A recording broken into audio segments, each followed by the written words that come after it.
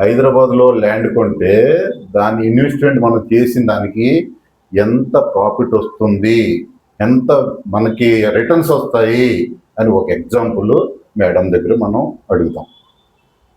Madam, మీరు కుత్బుల్లాపూర్లో flat కొన్నారు కదా, అది ఏ సంవత్సరంలో కొన్నారు? 2019లో. ఎంత కొన్నారు? 40 లక్షలు. తర్వాత ఎప్పుడు అమ్మారు? 2026లో. అంటే 7 సంవత్సరాలకు అమ్మారు మీరు. ఎంత వచ్చింది? 60 లక్షలు వచ్చింది. అంటే మీరు కొన్నది ఎంత అప్పుడు? 40 లక్షలు. అంటే 20 లక్షలు ప్రాఫిట్ వచ్చింది. ఈ రోజు మీరు అక్కడ కొనాలనుకుంటున్నారా? కొనాలనుకుంటున్నాను, కానీ ఇప్పుడు కొనలేని పరిస్థితి. ఏమి? 80 లక్షలు అంటున్నారు, 1 కోటి అంటున్నారు, 1.5 కోటి అంటున్నారు. దాన్ని బట్టి మీకు ఏం తెలిసింది? అసలు ఉన్నది అమ్ముకోవద్దు. ఓకే. మళ్ళీ మనకి ఇంకా పెరిగేది కొద్ది మనకు దగ్గర డబ్బులు ఉండవు. ఇప్పుడే ముందు కొని పెట్టుకోవాలా ఏదైనా కాబట్టి. దీన్ని బట్టి మీరు మన చూసేవాళ్ళు కానీ మనం మీ ఎక్స్పీరియన్స్ ఏం చెప్తున్నారు? మీరు ఇప్పుడు ఎలా చెప్పగలుగుతున్నారు? దాన్ని ఎలా చెప్తున్నారు? దాని గురించి మనం ఫ్లాట్ కొనాలన్న వాళ్ళకి ఏం చెప్తున్నారు? మనం డబ్బులు ఇప్పుడు రేపు డబ్బులు ఉన్నప్పుడు కొందామని ఆలోచిస్తే రేట్లు పెరుగుతాయి, మనకు డబ్బులు కూడా సరిపోవు. ఇప్పుడు ఎలాగైనా మనం ప్రయత్నించి ముందుకు భవిష్యత్తు కోసం ఇప్పుడే కొని పెట్టుకోవాలి. తక్కువ డబ్బులున్నా పర్వాలేదు, లోన్ ద్వారా కానీ మనము ఎలా ఇన్వెస్ట్ చేయాలో ఆలోచించుకొని కొనాలి.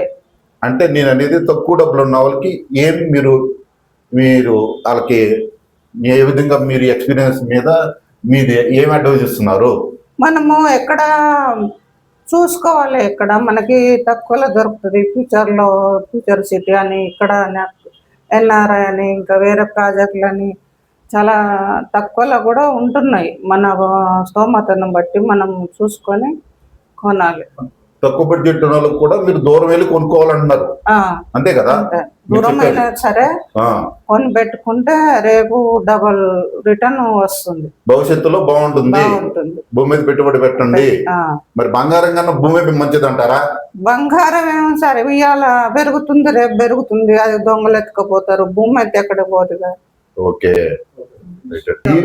ఈ విధంగా మనం మన మేడం దగ్గర ఉన్న ఎక్స్పీరియన్స్ బట్టి మనం ఏం తెలుసుకున్నామంటే, బంగారం అంటే దొంగలు ఎత్తిపోతారు, భూమి మీద పెట్టుబడి పెడితే మనం ఎప్పటికైనా సరే రిటర్న్స్ వస్తాయి.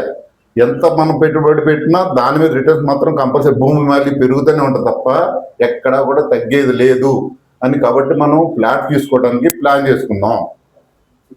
దూరమైనా పర్లేదు, తక్కువ అమౌంట్ ఉంటే మీరు దూరం తీసుకోండి, దూరంలోనే తీసుకోండి. రేపొద్దున్న సిటీ అన్నది ఎక్కడ వరకు పెరుగుతుంది, సిటీ పెరగడం మానట్లేదు. ఒకప్పుడు ఉప్పలు ఇవన్నీ చాలా దూరంగా ఉన్నాయి సిటీకి, ఇప్పుడు ఇవన్నీ సిటీలో కలిసిపోయి. అదేవిధంగా మీరు దూరం వెళ్ళినా సరే ప్లేస్లో పెట్టి ఫ్లాట్ తీసుకోండి. రేపొద్దున్న మీ పిల్లలకి, మనవరాలకి, మనోళ్ళకి ఫ్యూచర్లో మీకు బాగా ఉపయోగపడుతుంది. దీని గురించి మీరు చాలా ఫ్లాట్లు తీసుకోవడానికి మాత్రం మర్చిపోవద్దు.